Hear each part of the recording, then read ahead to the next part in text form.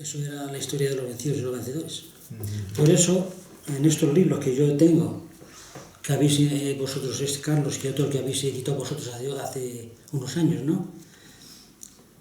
Es la parte bonita de Carabanchel. Es la parte agradable, la parte pintada. Por la parte real, bueno, también es real, pero de esa parte ya oscura, esa es la que hay que sacar un poquito adelante, porque no podemos dejarla ahí en el olvido. También la historia de Carabanchel es la segunda historia de todos los pueblos de España. Está saliendo poquito a poquito en novelas o en cines, pero sale muy poquito a poquito, y tiene que ser. En el pueblo de mi mujer, yo oía, ya de mayor, te oía: mira, ese que pasa por ahí ha matado a su vecino, a los padres de su vecino. Yo decía, ¿cómo es posible que el hijo vea al asesino de su familia, de su padre y de su madre, pasar por ahí y no hacer nada? Y en muchos pueblos es así. Los asesinos todavía hay, viviendo con los hijos de los que han asesinado. Pero hay miedo todavía. Todavía hay miedo en los pueblos de España. Todavía hay mucho miedo. Todavía no sabe la historia real en un libro. Me gustaría saberlo algún día.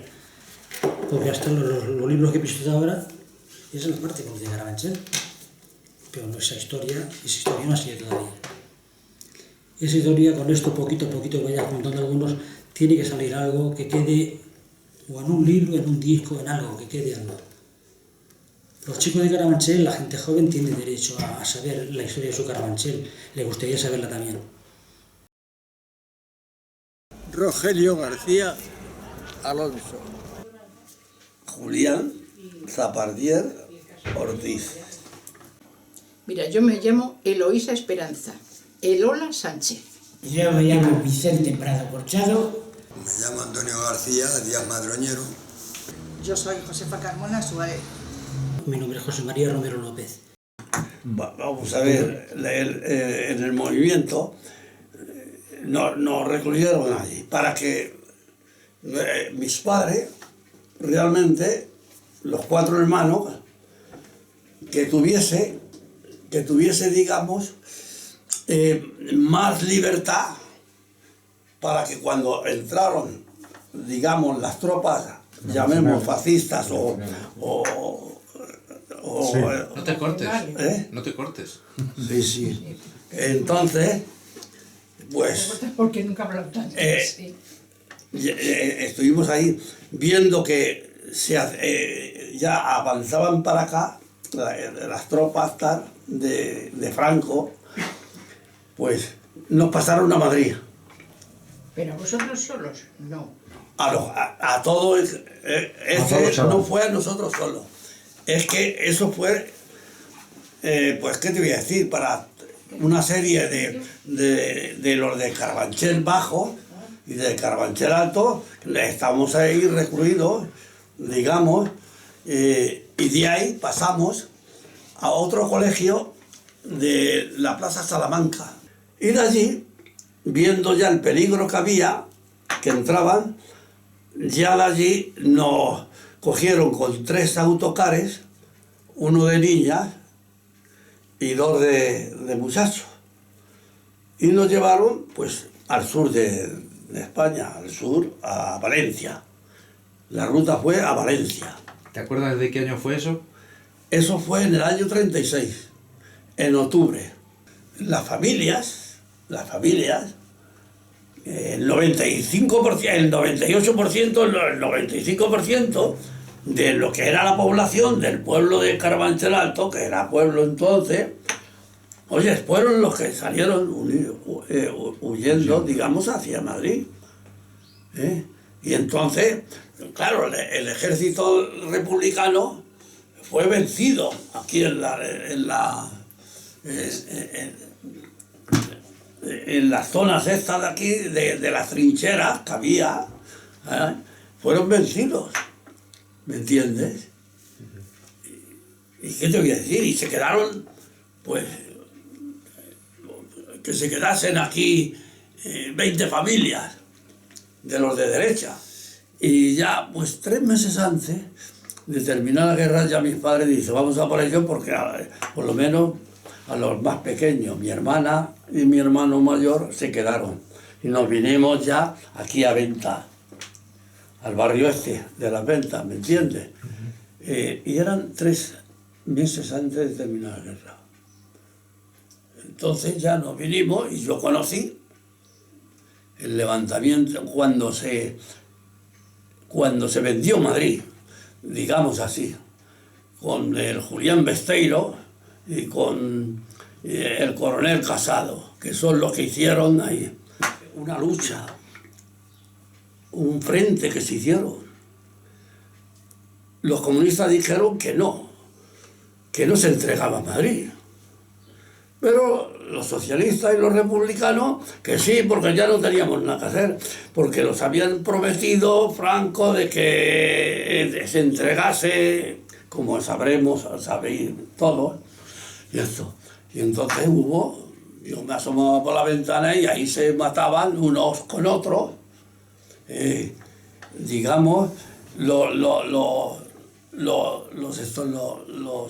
socialistas o los republicanos llevan un pañuelo blanco, pero la parte de los comunistas no llevaban nada.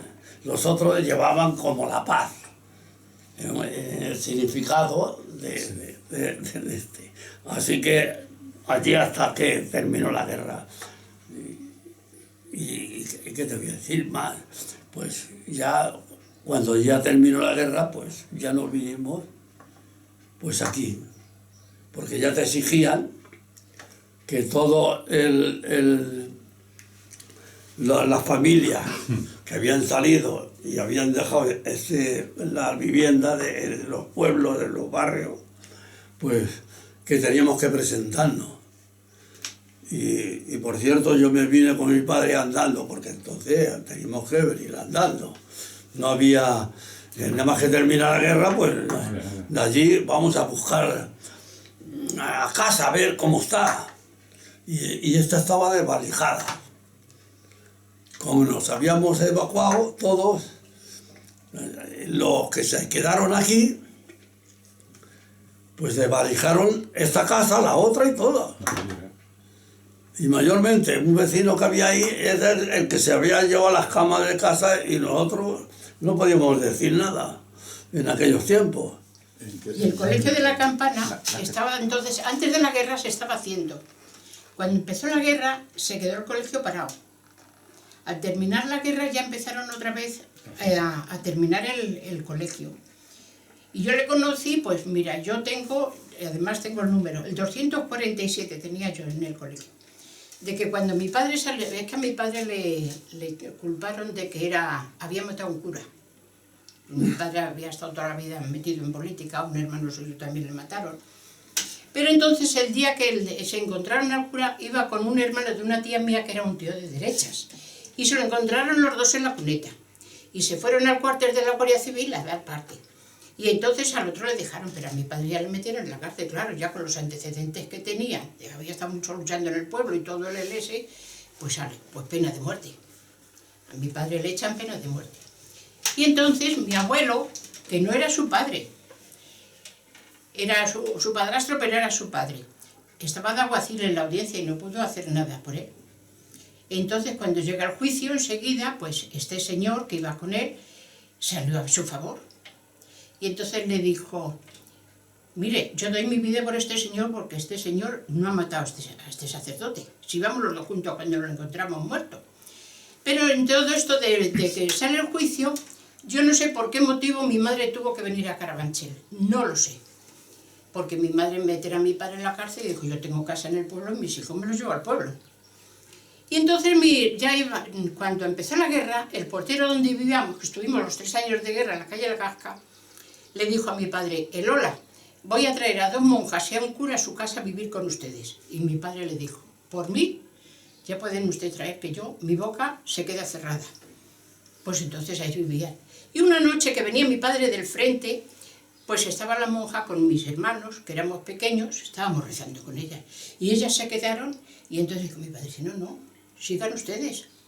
Yo desde el primer día que están ustedes en mi casa, saben ustedes quién son. Si mis hijos quieren aprender a rezar, que aprendan porque están bautizados, y yo les sé cuando son mayores que cada uno. Total, que los 3 años de guerra estuvieron con nosotros, luego ya terminaron. Cuando tuvo que venir mi padre, claro, estaba en la cárcel, ya tenía la sentencia. Y ella, claro, ella sí conocía a mi madre, pero mi madre, a ella ya que iba vestida de monja, pues ya no la conoció, pero ya se dieron a conocer. Y entonces mi madre le explicó lo que pasaba con mi padre y eso. ¿Pero que a su marido le van a echar pena de muerte? Eso no puede ser. Entonces salió el juicio y ellos no fueron, pero presentaron, se conoce que tal informe, entre el otro que daba la vida por mi padre y el informe que llevaron a la iglesia, a mi padre le quitaron la pena de muerte y al mes le dieron la libertad. Pero ya no le dejaron de quedarse en el pueblo, se tuvo que venir a Madrid y en media a Carabanchel. Nada, no podía bajar a la plaza porque estaba ahí los falangistas, bueno. Y una prenda que tuvieses de colorado, oye, no te la pongas porque... Era igual que no sé si lo habréis oído vosotros, pero después de guerra, los partidos de fútbol de la selección española, que vestía de rojo, llegó Franco y dijo, no, de azul. Y jugaron unos partidos amistosos con Italia y con otros, la selección, y dijo, las camisetas no rojas, sino azul, que ahora me sorprende tanto que las llamen... La roja. Sí, señora. Y de aquí no podíamos bajar. Si bajaba, mi hermana tenía un jersey, bueno, que se la habían hecho tal, colorado. Uy, bajó una vez con él, porque la metieron en Falange. ¿Dónde estaba Falange? Falange estaba al lado de la iglesia enfrente, en el callejón ese, donde están los bancos. Y aquí esta vivienda, ahora las vemos de 2 plantas, de 3 plantas. Antes era media docena que había en este pueblo de Carabanchel de 2 plantas. Eran todas de planta baja, con su patio como esta. ¿Me entiendes? Y ahí pues ya a luchar. Y le llevaron a tu hermana a Falange y que Sí, le... Hombre, la tuvieron allí a fregar, y la roja. mandaban a fregar. La mandaron a fregar y esto. Así que no se volvía a ponerse el jersey, aunque fuese uno desnudo. Pasábamos aquí, a este pueblo, a este barrio le llamaban el barrio rojo. ¿Me entiendes? Los pajarones, les llamaban el barrio, y ahora le llamamos el barrio del PP. Cuando yo llegué, a pesar de mi corta edad, esto era como eso que dicen los navegantes Carmachicha. O sea, aquí nadie se atrevía, nada más que los falangistas. Eso sí, esos iban al autobús a la parada y se ponían los primeros, sin problemas. Eso era la célebre época en la que decía, usted no sabe con quién está hablando. Esa es la expresión de ellos, como diciendo, oye, yo soy falangista, coño, ¿qué me voy a decir? Y se presentó un tal Coco, que era el jefe de Falange de la zona de los Carabancheles. Y donde está el cine imperial de Carabanchel, enfrente estaba Falange. Sin hogar. Bueno, ahí. Y en el Cinco Rosas, más hacia Fátima, estaba Falange de los Mayores, que era donde se reunían todos los falangistas de Carabanchel Bajo y el Alto allí. Bueno, pues el Coco fue a hacernos de Falange todos los cursos. Los demás anteriores ya habían estado por ahí. Entonces a mí me dan un documento para llenar. Y yo se lo traigo a mi padre. Mi padre se pone a leer Falange, lo coge, lo rompe, coge un papel. El director de la escuela, mi hijo tiene una edad que no está para en política. Luego aquí parece ser que se nos había olvidado a mucha juventud como la mía, se nos había olvidado de las ideas que tenían los padres y tal, porque aquí venían los falangistas, venga, apuntarse a Falange. No, es que apuntarse. Y yo particularmente, mi hermano se apuntó, yo no. Yo no bajaba por ahí ni nada, no fui. Ahora, amigo, luego tuvimos que claudicar y tuvimos que ser falangistas, porque si no, no te dejaban de trabajar.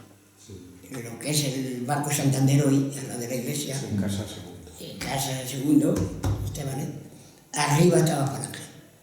Y ahí metían a la gente, le daban el aceite ricino y se botaron. Y a nosotros, a los chavales que jugábamos a las bolas, pues te cogían de la oreja, te levantaban, yo tenía 7 a 8 años, te levantaban y te daban un pescozón y a cantar el carrusel a las 12 salían de misa. ¿Me entiendes? Yo he ido a poca misa, ahora he visitado muchas veces la misa. ¿Y sabes por qué he visitado yo la misa? Porque tú los habrás conocido, dos vecinos que eran monaguillos, los Ramos, Ernesto Ramos y José Ramos, vivían en el patio colindando conmigo. Sí. Y entonces uno de ellos fue el párroco de Leganés, José. Eran monaguillos. Y entonces muchas tardes, antes de las novenas o de lo que hicieran entonces, sí, sobre todo en Semana Santa, que había mucho movimiento, pues nos ha jodido todos los días, nos íbamos un par de veces a la iglesia. Y yo me llevaba unas rebanadas de pan, tenían todos los altares, habían puesto las tónicas, estos lavaditos, todas las tacitas llenas de aceite y la lamparilla. Quitaba la lamparilla, me mojaba mi pan, me lo comía y ponía otra vez la lamparilla. Falange, ¿te acuerdas dónde estaba Falange? Coño, enfrente de la fábrica.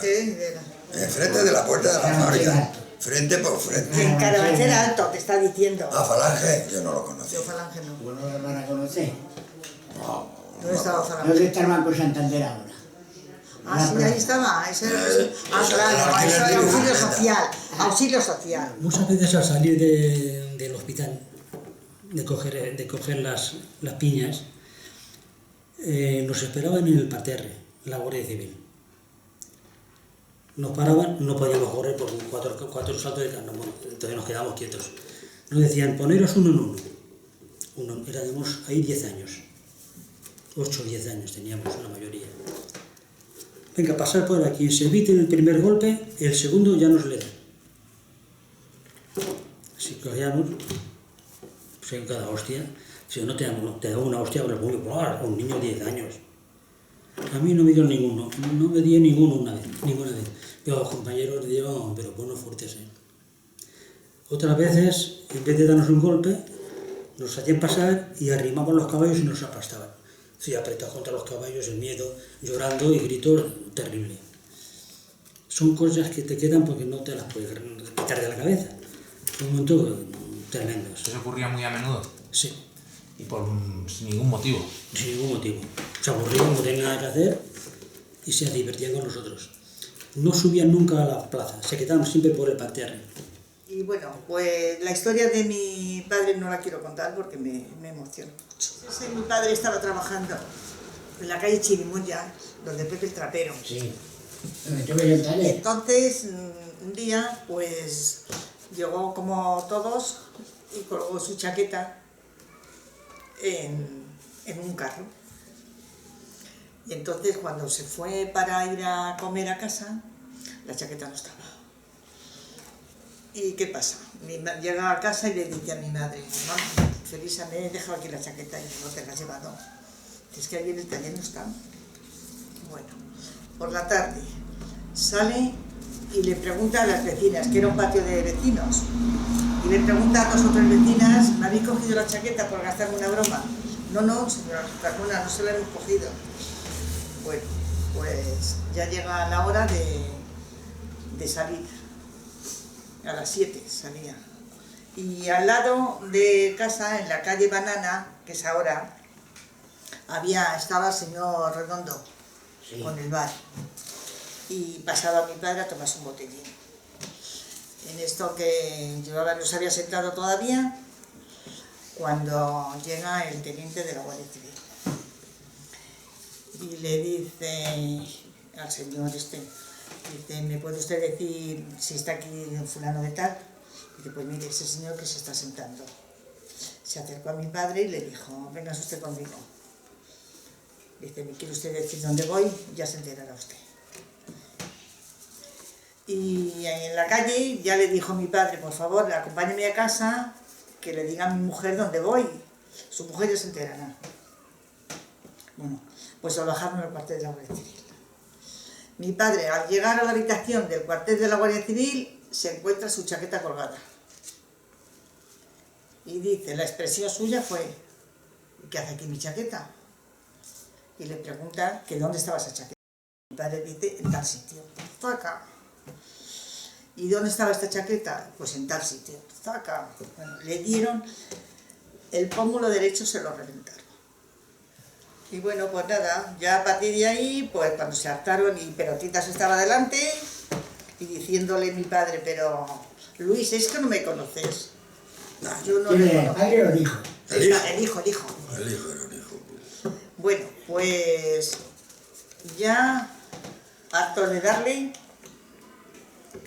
pues por la noche, cuando ya subió el señor Redondo a decírselo a mi madre, que se habían llevado a mi padre, pues mi madre, fíjate, nos pusimos todos, que bueno.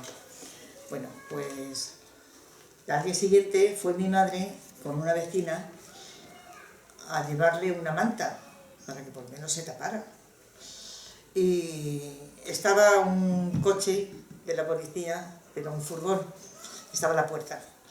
Entonces mi madre no sospechó de que estuviera ahí. Y cuando ya se fue el furgón, mi madre le preguntaron, ¿qué quiere usted? Creo que venía a hablar con mi marido a dejarle esta manta. Su marido se acaba de ir ahora mismo para la gobernación. Se lo llevaron a la gobernación.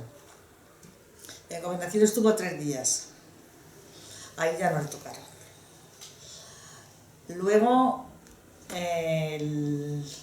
al día siguiente, le sacaron para llevarle a declarar a... No, le sacaron todos los días de ahí a declarar.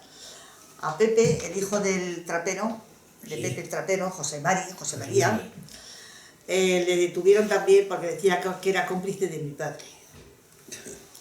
Venían preguntando por el barrio que qué clase de persona era mi padre, y claro, todo el mundo decía que era una bellísima persona, que no se metía con nadie, que no había hecho nada en la vida, nada más que trabajar, que la única falta que tenía es que bebía un poquito, pero es la única falta que tenía, pero eso nos afectaba a nosotros, a mi casa. Bueno, pues a la mujer, cuando vio a la mujer que al marido le sacaban esposado, se subió para Carabanchel. Y las monjas, los escolapias, el Villa San Pablo, todos los curas y todas las monjas las removió. Y al día siguiente, que eran Viernes de Dolores, les dieron libertad. Esto fue en el 61. ¿Y de qué le acusaban? ¿De qué la acusaban? De que había robado piensos, aparejos de mula. Ya ves tú. Y historias. El hijo le robó al padre. El hijo con el criado Y dejó la chaqueta. le robó al padre. Esa era la culpa. ¿Sabes? Bueno, pues que luego, al tiempo,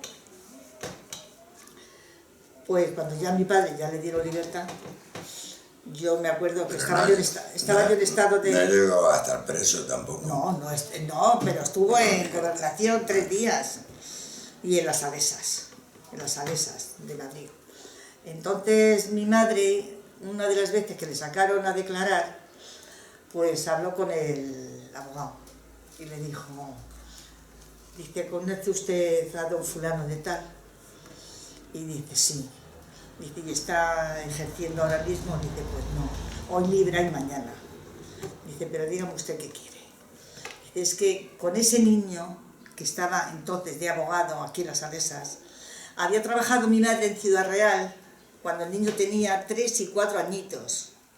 Entonces mi madre pues se le vino a la cabeza y como sabía que el niño se llamaba Miguel y el padre don Cirilo del Río y no sé qué, también el padre fue juez. Bueno, pues por ahí movieron y dijeron, mira, es que... Pero mira, no te preocupes. Esa gente con un teléfono... Que si entra a la cárcel, Soluciona. por una puerta va a entrar y por otra va a salir. Y yo dije que no quiero que entre, que luego va a ser mucho peor. Total, que él habló, no te preocupes. Y bueno, fueron a hablar con él y mi padre nos llevó a entrar en la cárcel. Bueno, pues a los pocos meses estoy yo con mi suegro, donde Rojas, y llega el hijo de puta este pelotitas. Que se llama. Una cosa mala. Sí. Entonces le da a mi niño así en la cabeza y dice, ay, cabrón, que no puedes negar de quién eres. ¿De quién eres nieto? Me pongo enfrente de él y digo, me voy a cagar en la madre que te ha parido, hijo de la gran puta. Digo, no dices que no conocías a mi padre. ¿No dices que no le conocías? ¿Cómo no le voy a conocer? Digo, si ya le conoces, pues agárrate. Agárrate, digo, que te voy a decir una cosa. Digo, mi hermano te la ha sentenciado, pero yo te la voy a volver a sentenciar. Poco hemos de poder si tú, acusándome de la forma que lo has hecho, siendo todo mentira, a ti no te cueste caro. Y en el año 46 ingresé en el Ayuntamiento de Madrid.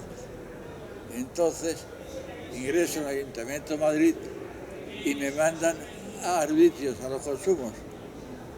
Aquí, en la calle El Radio, porque la calle El Radio era el límite entonces de Madrid-Carabanchel. La calle El Radio era Madrid y nosotros eran Carabancheles. Pero a los 3 años o así, anexionaron los Carabancheles. Y entonces nos trasladaron de aquí a Carabanchel Alto. Y allí estamos haciendo el control de los arbitrios, de las cosas que estaban sujetas a arbitrio. Son los alimentos, eso llamaban de consumo humano. Consumeros se llamaba ahí. Consumeros, sí, así decía consumeros, arbitrios, consumeros. Y allí, claro, pues, las mercancías que venían, que estaban sujetas a arbitrio, pues claro, les cobramos lo que estaba estipulado. Había unos reglamentos y unas normas, ¿verdad?, en las cuales tenías que saberte el impuesto que llevaba cada mercancía.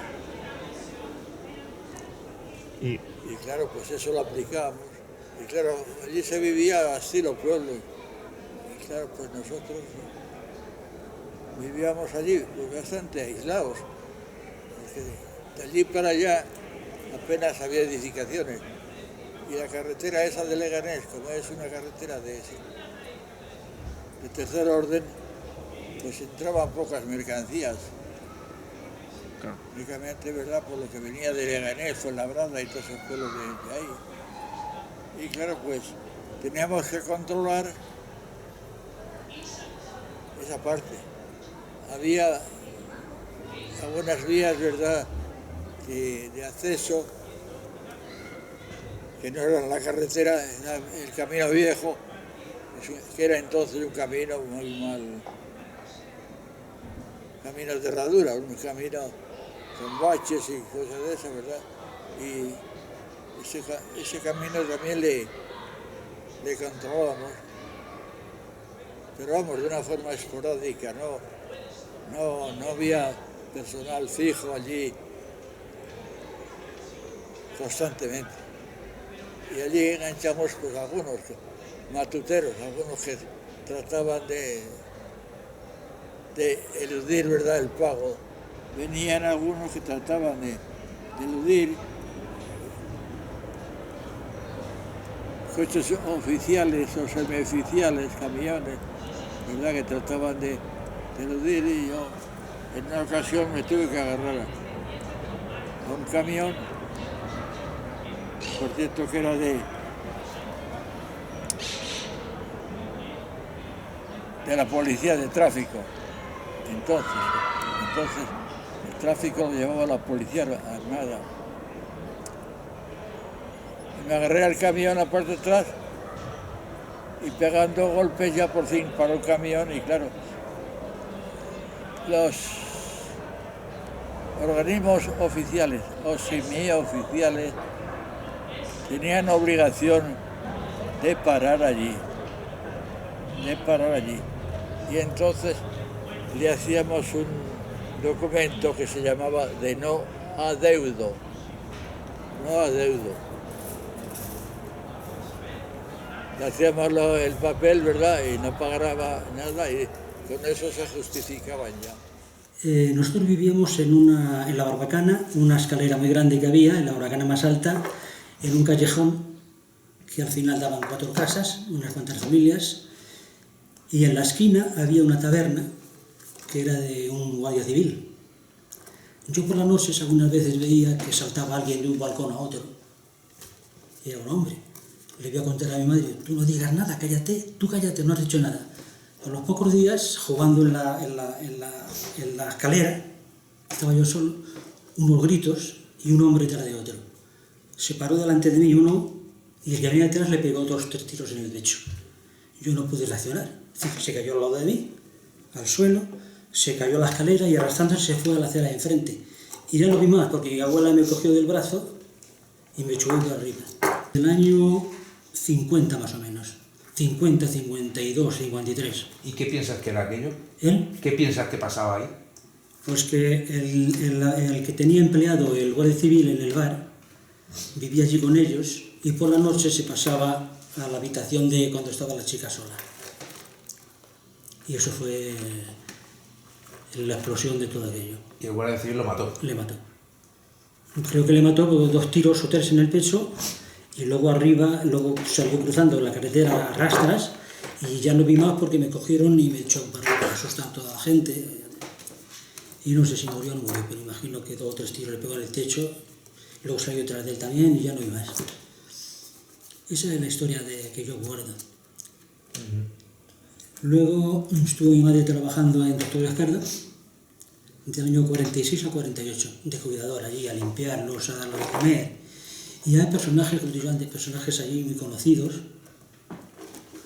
Estaba Cuéntanos. el marqués, mi madre dijo que el marqués o conde, no se acordaba bien, pero el nombre era Juan, Porque... era un hombre que salía de allí todos los días, muy bien vestido, hasta con un sombrero, con el bastón, elegantísimo, y cuando se cruzaba conmigo me conocía de algo y alguna vez siempre me daba unas monedas. Cogía al tranvía y allí le esperaba y se iba. Venía por la noche ya, pero venía muchas veces borracho. Se metía allí y al día siguiente otra vez. Hacía lo que quería. Había otra chica allí que era de la banca Quesada, era hija del director, del presidente. Uno de los días, los 2, Juan y la chica, se escaparon y se metieron en las orlatas, allí con las monjas. Al día siguiente los tuvimos que ir a buscar, los fueron a la puerta y los metieron otra vez para allá. Había otra Rosa, que era familiar de Araiza. Era uno del abogado, no sé si era militar, del gobierno. Había allí también, lo que te he dicho antes, la madre del portero Zamora. Venía de vez en cuando a Barcelona a ver a la madre, se reunió con ella y luego se iba otra vez. Nosotros íbamos allí al sanatorio los chicos, de vez en cuando ellos salían a dar una vuelta a las 12 de la mañana, algo así. Íbamos allí porque siempre nos daban algo. Íbamos allí con harapos allí luego. Entonces se acercaban a nosotros muy cariñosos, nos cogían la mano, nos acariciaban y nos daban comida, nos daban así. Como veían que teníamos hambre, nos daban bocadillos, nos daban manzanas, nos daban sobre todo caramelos. Qué gran sentido de la humanidad tenía esa gente y qué poquito tenía aquí en Carabanchel. Estaban locos, decían, qué poca locura tenían, ¿eh? Qué maravilla de gente. Los sacaban alguna vez al Pinar a pasear a todos. Iban los cuidadores detrás, algunas veces nos dejaban pasarnos con ellos y cuando nos pasábamos con ellos nos cogían de la mano a pasear con ellos. Siempre llevaban algo en los bolsillos, pues allá que íbamos a ir, algún trozo de bocadillo, alguna manzana o peras y sobre todo también caramelos y bombones. Entonces con ellos el padre era médico de Sanatorio Izquierdo y nos íbamos todos los sábados y domingos a ver el cine y a ver las cosas de allí al sanatorio. Sí. Y nos hicimos muy amigos de un loco buenísimo, no me acuerdo cómo se llamaba, Y llegábamos y su capricho era, se ponía así un banco, tiarrón, primero se veía Miguel Ángel, después Renato y después yo.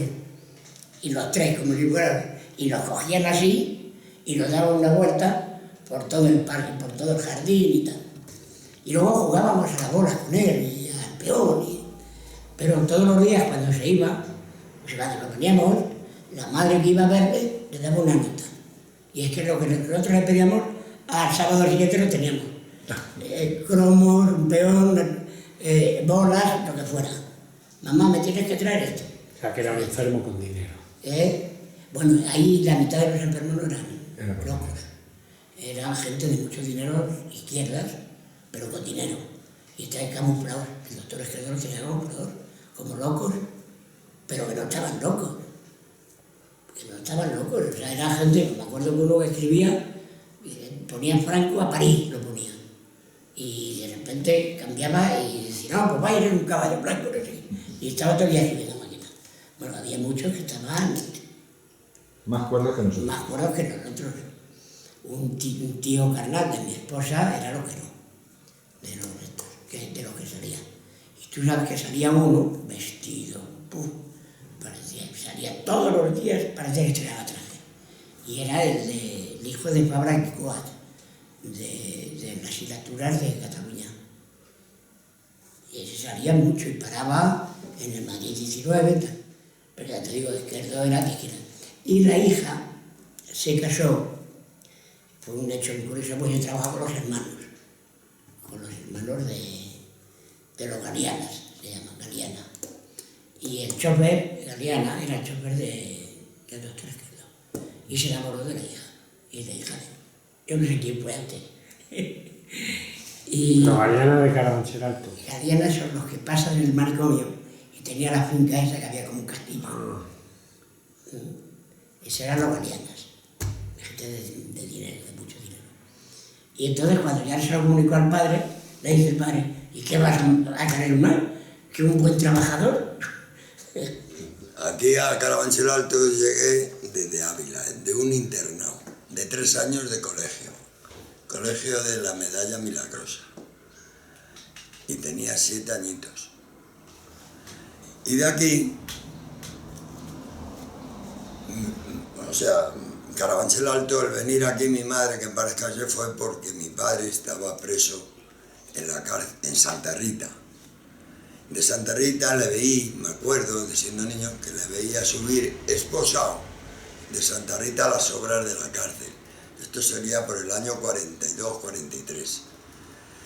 Y luego trabajó en la cárcel de peón de albañil, pero enseguida, los que fuera, por quien fuera, le metieron en la oficina de las obras. Y al terminar las obras, sin terminar la obra, empezaron a hacer el psiquiátrico penitenciario. Y en aquellos días salió en libertad.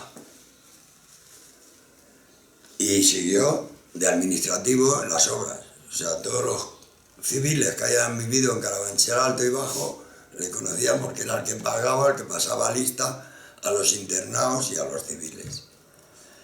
Y luego ya, pues, murió mi madre, no llegó al año, y se tuvo que casar de segundas, con 5 hijos, que éramos 5 hermanos. Luego, mi padre tiene toda su vida hecha en poesías. Mi padre era socialista. Por socialista estuvo 7 años en la cárcel y 2 con pena de muerte.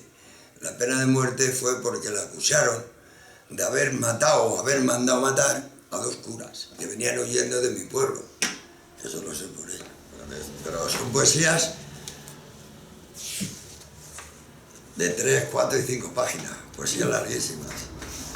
Esta, por ejemplo, a los hijos de los presos aquí en Carabanchel, en una comida que dieron en las oficinas de la obra. Esta sí la voy a leer porque es cortita. Clavelitos rojos, hijos de presos, que los abrojos sentís punzantes, faltos de mimo, faltos de besos. Hoy en vuestras caras son el adorno de nuestras mesas vuestras miradas. son brisas puras que el alma besa. Clavelitos rojos, sois a mis ojos felicidad. Ser muy dichosos y en este canto que os rima un preso, para vosotros ventura ansía y el alma mía os manda un beso. Es que me emociono. 25 del 12 del 44. Ya mi padre murió a los 85 años. Papá, 82. ¿Quién? A los 82 años murió tu padre. A los 85. 82, murió en el 85. Pues eso, lo veíamos aquí en las obras. En las obras. Yo me iba al parterre y veía la fila. Primero lo vi esposado la primera, 2 veces lo vi a mi padre. Y la segunda ya venían sin esposar. En fila de 2, así esposados, venían de 3 en 3. Con la policía, claro. Fui al colegio a los marianistas, sobre los 8, 10 años. Estuve 2 años. Entonces estaban los pequeños, los medianos y los mayores. Nos metimos en los pequeños y allí había un marianista que tenía muy mala leche. Es decir, si estábamos sentados, si nos despistamos por algo, nos cogía así y nos daba un golpe fuerte en la cabeza. Hacía daño, pero daño. Otras veces nos decía contra la pared. Bueno, otra vez nos decía de rodillas contra la pared, pero extender los brazos. Y nos metía un libro en cada brazo. Era terrible. Nos bajaban los brazos y si se nos bajaban los brazos nos daba un golpe el cabrón. Otras veces con la regla. Que nos hacían la pregunta, nos equivocamos, saca la mano. Con la regla, pero hacía daño, ¿eh? Y sobre todo en invierno, las manos congeladas, un golpe. Y otras veces lo peor, que nos juntamos los dedos así. Y ahí nos daba, pero algunas veces teníamos la leche y nos daba con el borde de la regla. Sí, tremendo. Es que ahora lo cuentas, es increíble. Y eran curas, ¿eh? Mira, a mi hermano Pascual estuvo en los salesianos, el que estaba casado con la hermana de la María, en los salesianos. Y a mi hermano el pequeño, que no era el pequeño era yo, él y a mí, nos metieron entonces en el colegio de la Campana. Pero el cura que vivía al lado, don José, le dijo, mire, yo tengo que buscar colegio para mis hijos. Y dice, ¿están bautizados? Dice, sí, están bautizados. Dice, pues esto de la partida de bautismo al pueblo. Seguida la pidieron, nos metió en el colegio y yo entré allí, en el colegio y mi hermano. Lo que pasa es que luego a los 6 meses a los niños los sacaron ya fuera. Ya no estuvieron en el colegio y ya estuve yo con ellas. Y he aguantado mucho, porque yo iba algunas veces llorando porque las monjas me decían a mí, cállate roja. Y yo llegaba a mi padre y decía a mi padre, mándalas a tomar por culo. Y dice, bueno, no lo digas, ¿eh? No, yo estuve en las escolapias, también tuve un percance con la monja y me sacó mi madre. Esta era muy traviesa. Yo he sido muy traviesa, muy hija de un político rojo hasta la médula. Hasta la médula, y yo pues que no podía ver. Con 8 y 9 años yo no podía ver injusticias. Mi padre se ha tirado No las podía ver, y como en los colegios había muchas, vivía por María Antonia Aguado, ¿tú la has conocido? Los aguados del parterre. Los aguados del parterre. Sí. Bueno, pues por esa. Escalabró, salimos del colegio y escalabró a un niño. Cuenta esto. Esa María Antonia, sí. Y entonces me echaron a mí la culpa. A mí y a Erotida, a otra vecina. Y cuando llegamos por la mañana al colegio me dice la madre que, o sea, Sor Irene, que ¿qué he hecho? Digo, yo no he hecho nada. Tú has escalabrado a un niño del colegio de enfrente. Digo, yo no. Ella que sí, y yo que no. Nos sacó al patio, nos puso de rodillas con 2 libros en cada mano y yo lo dejaba caer. Tenía unas trenzas muy largas que me llegaban por aquí, muy gordas, y me cogía de las trenzas, la de puta y todo. La de puta, porque es que yo no podía. Y bueno, pues ya me tuvo castigada en el colegio. A mí me metió en la despensa y a la otra la llevó al cuarto de la plancha. Abrí con la boca 2 latas de sardinas y me las comí. Enseguida fui al colegio en septiembre de 1940. Llegué en agosto y, o sea, a Santa Bárbara, para mis hermanos y mi hermana. Y yo fui al colegio del ayuntamiento que se llamaba El Hospitalillo, que está, sabéis dónde, ¿no? Sí, sí, me acuerdo. Que fue Hospital de Segre en Guerra. Hoy es un solar frente a Bankia, la avenida de Carabanchel, el Cine Coral. Mi profesor don Gesimundo, estábamos con los gritos de la época, viva Franco, arriba España, y cantando el Canachol. Eso era lo normal. Y en Santa Bárbara, que era el otro colegio, el director era don Vicente Perdona. Velasco. ¿No era doña Vicenta? Sí, ahora te lo explico. Es que Santa Bárbara es este otro. Sí, sí. Bueno, y ahí era un inspector de policía de la secreta. Y él montó ese colegio ahí. Y luego lo trasladaron a lo que es hoy Joaquín Turina, con la señorita Vicenta, que era, entonces se llamaba Carretera de Cuatro Vientos. Sí. Mi hermana y yo pasamos al colegio con la señorita Vicenta, que estaba en Joaquín Turina. Una republicana imponente, magnífica profesora, lo mejor que hemos conocido en aquella época. Bueno, yo creo que ya hemos... 20.000 pelas te he dicho. Me dabais una caña de cerveza que me llevaba